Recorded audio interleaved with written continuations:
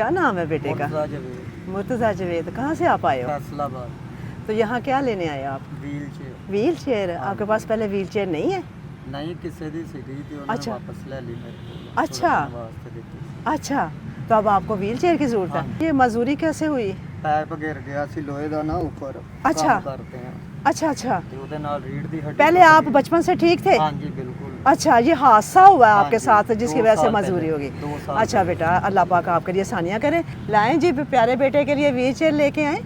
देखें कि कुछ लोग पैदाइशी मजबूर होते हैं और कुछ हादसाती तौर पे मजबूर हो जाते हैं।